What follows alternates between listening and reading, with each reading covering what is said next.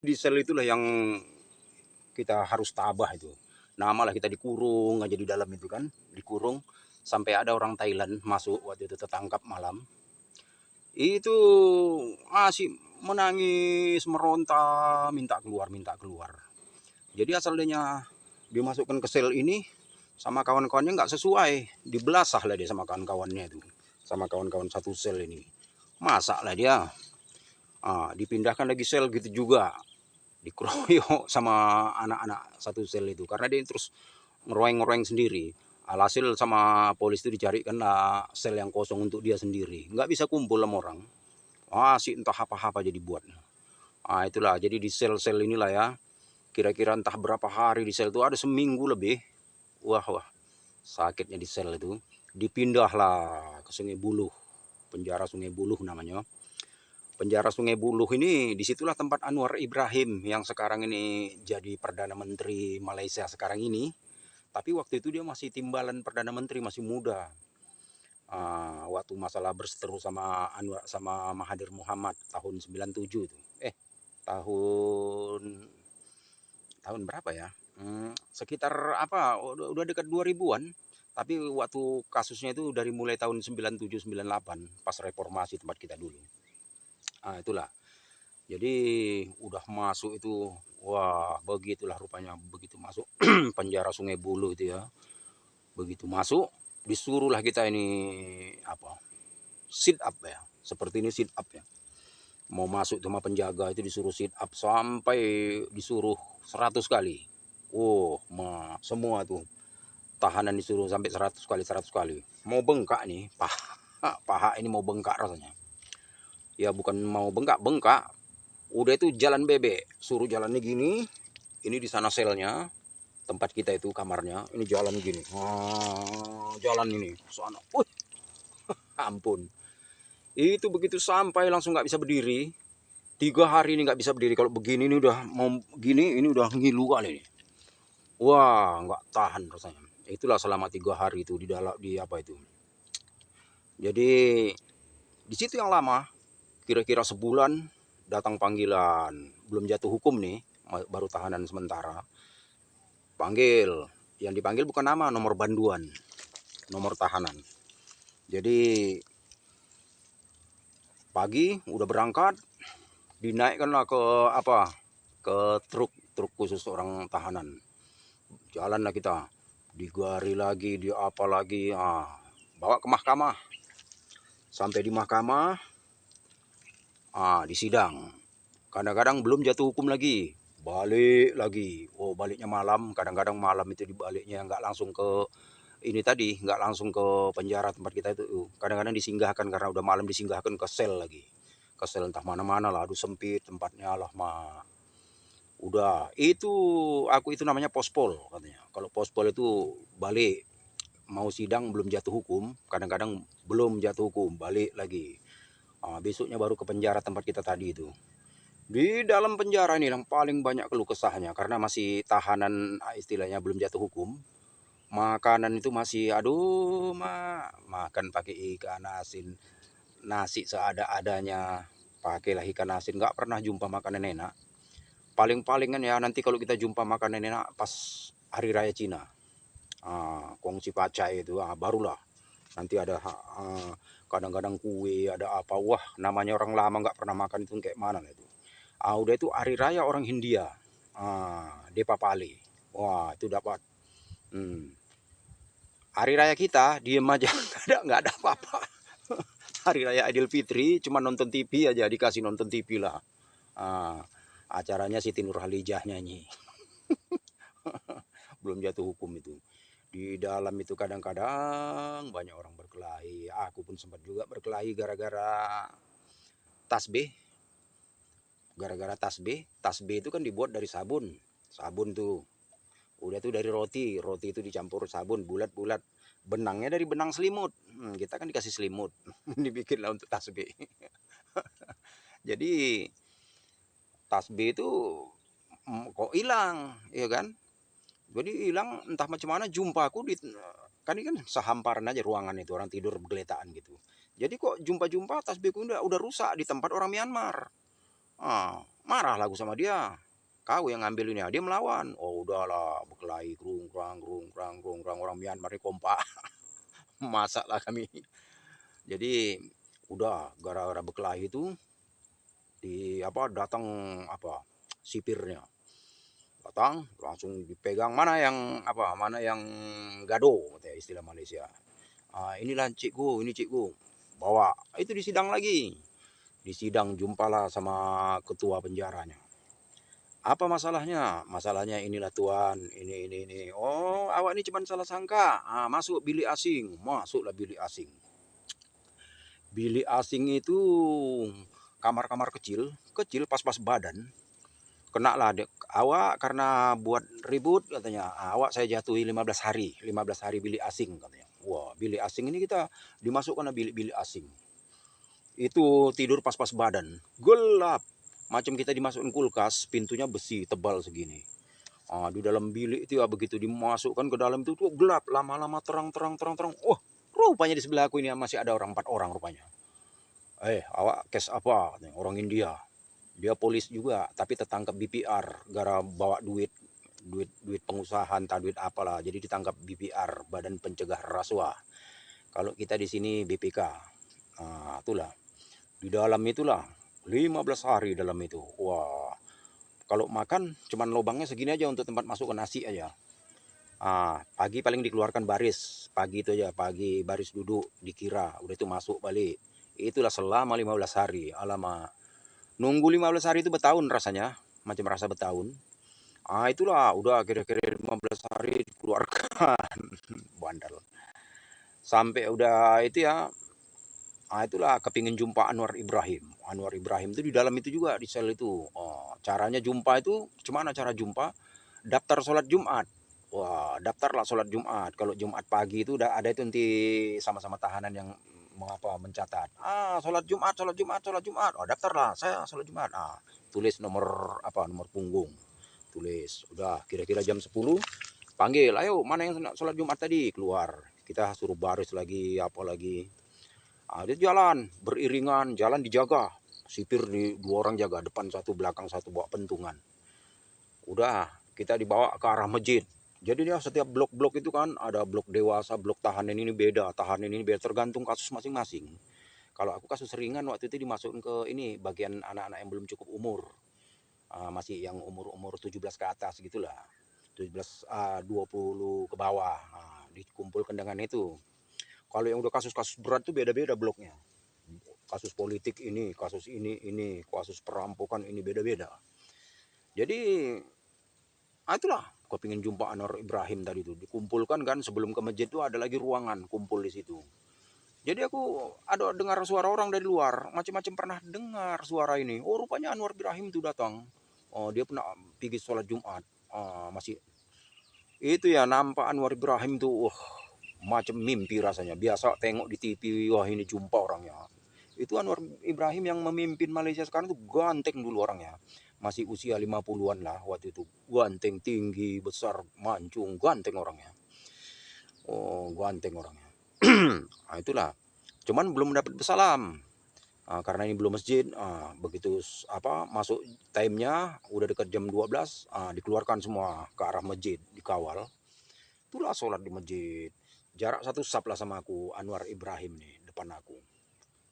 Waktu itu dia pakai gip karena adanya dulu katanya kan disiksa, dia dulu kan ada ininya patah lah katanya, ini patah dulu katanya di penjara itu. Jadi pakai gip. Itulah kalau dia udah masuk pas macam artis besar, semua orang nengok, dia pingin salaman. Begitu khotbah, udah itu sholat, selesai sholat, amin, habis imam ditinggalkan. Begitu acara doa orang lari semua berebut salam sama siapa ini, sama Anwar Ibrahim nih. Bukan berebut salam sama imam. Imam amin-amin sendirian lah ini. Orang berebut semua salaman sama Anwar Ibrahim. Aku ada 3 kali jumpa tuh. Daftar sholat 3 kali, besoknya kurang puas salaman lagi, dapat salaman. Itulah Anwar Ibrahim yang sekarang ini. Udah itu entah kira-kira berapa bulan, 4 bulan, 3 bulan, entah 3 atau 4 itulah dalam penjara Pudu, jatuh hukum. naik ke mahkamah jatuh hukum lah. Wah, alhamdulillah. Bedanya kalau kita udah jatuh hukum ini, kita itu dapat tilam tipis, udah penjara yang sebetulnya. Tilam tipis, udah itu dapat selimut, makanan itu enak-enak. Wah, cukup lah. Beda sama yang tadi tuh, makan ikan asin kita lama penjara Sungai Buloh Hajab kita. Dipindah ke Kajang. Kajang ini udah penjara elitnya itu kalau di apa ini? Kalau di Malaysia itu penjara elitnya. Kalau macam kita ini macam Cipinang lah mungkin. Lembaga pemasarakan Cipinang. Tempat orang keren-keren di sana. Tempat orang-orang penjahat kakap-kakap. Masuklah di situ. Itu ramah, apa namanya ramah-ramah. Nggak ada di ini itu nggak ada. Udah masuk di dalam itu ya. Cuman yang namanya tembakau macam emas harganya. Tembakau ini ya orang apa sampai rela orang gara-gara kepingin merokok tadi itu ya mendapatkan tembakau itu macam emas harganya. Tembakau itu. Jadi kalau dapat tembakau itu dilinting-linting lah itu, linting kecil segini macam pakai koran, kertas koran di segini panjang itu, berebut-rebut lah merokok, keliling nih, merokok cum-cam, tarik sana, tarik, sampai ke tempat kita udah habis tinggal segini. Itu payah, mendapatkannya itu payah, sulit. Yang bisa dapat itu di penjara itu yang bisa dapat orang-orang kita Malaysia, orang Melayu lah, karena dia kan setiap seminggu 2 minggu keluarganya datang menjenguk, ya kan, datang besu. Disitulah pandi-pandi orang itu cara mainkannya, menyembunyikan tembakau itu. Minta sama keluarganya kalau datang besok bawa tembakau. Itu ya pandai-pandai lah orang itu main. Kalau orang-orang luar, orang yang bukan negara situ, macam orang Negro, orang Indonesia, Bangladesh, nggak menginyam dapat merokok tembakau, mandang lagi nih, orang itu ngisap. Kalau orang yang udah biasa merokok kan ngences sekali nengok orang merokok itu. Jadi waktu itu ya aku dapat cari, aku asal begitu masuk kan, begitu masuk sel, suntuk-suntuk nyanyi. Nyanyi di depan aku ada orang yang apa, di depan sel aku itu ada orang yang kasus berat. Kasus berat itu orang India, kasusnya ngeri katanya. Nggak perlu lah ceritakan kasus dia. Jadi asal aku nyanyi, dia suka. Tapi kadang aku nyanyi, ada sel sebelah aku yang marah.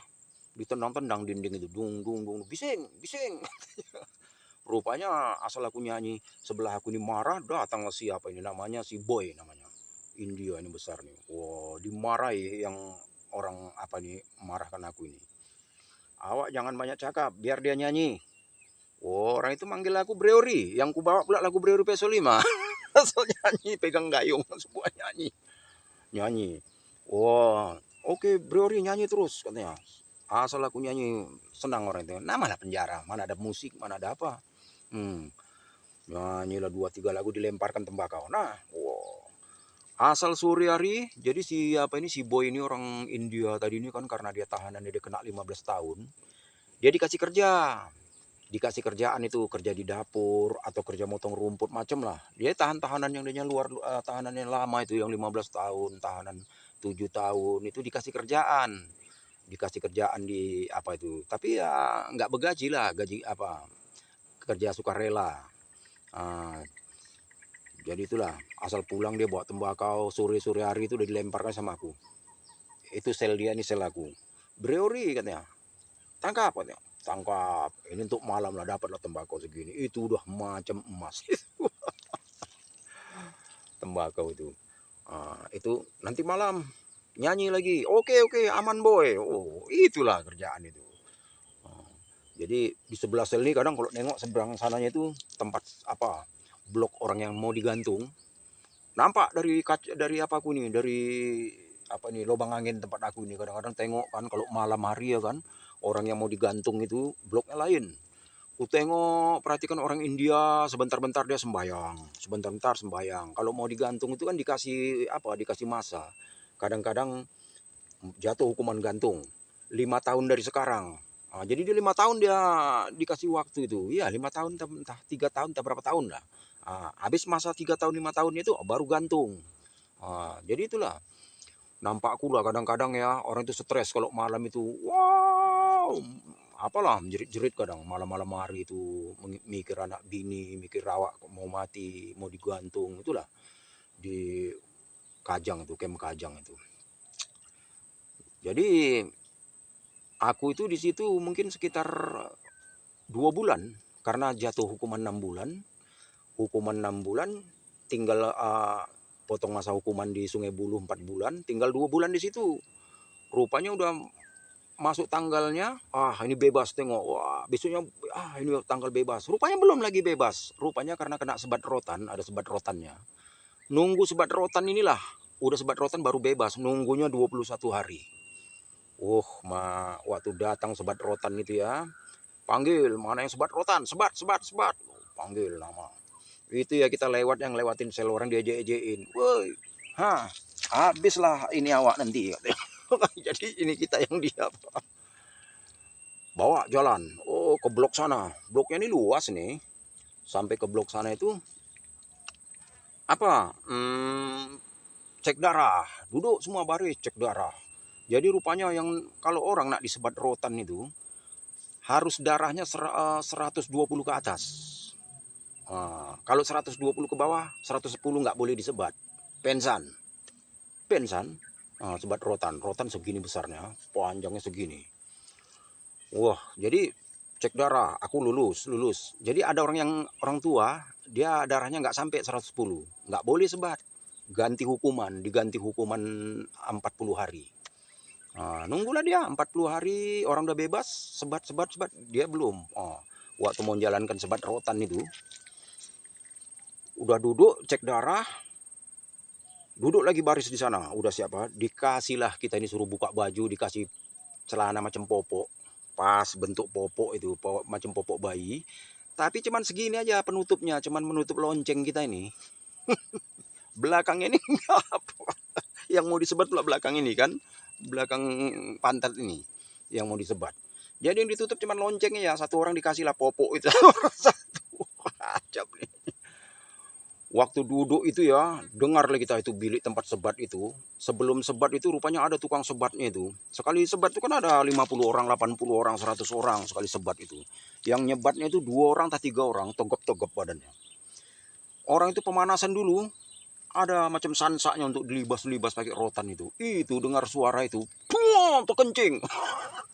Orang yang dengarkan yang mau sebat nih, belum sebat, baru dengar suara orang itu latihan. Aku nak kencing. Begitu kencing dengar itu aja, belum sebat lagi. Panggil nama satu-satu. Orang dari depan, aku di pertengahan, panggil satu. Disebutlah Junaidi, nomor banduan 13435, jalan. Aku mendengarkan aja lah. Dibacakan, udah itu dilepas, lari, udah disebat tuh lari. Tengoklah pantatnya berkecap-kecap. Bekas kena sebat langsung berkecap. Wah, aku kayak mana lah itu, udah dok semuanya begini semua, nggak ada senyum-senyum lagi. Ku tengok ini orang yang baris. Semuanya udah ngeri-ngeri. Udah tiba giliran aku lah. Panggil, sebut nama banduan, jalan. Rupanya modelnya ada kayu macam ini, model tempat sebat ini gini, kayunya segini besar, berdiri tegak. Udah itu ada palangnya gini. Agak mereng gini, ada bantal gini. Jadi beginilah kita modelnya ini pantat awak ini yang mau disebat nih. Awak pegangan gini, karena ada bantal ini, beginilah jadinya. Montok lah. Bahenol.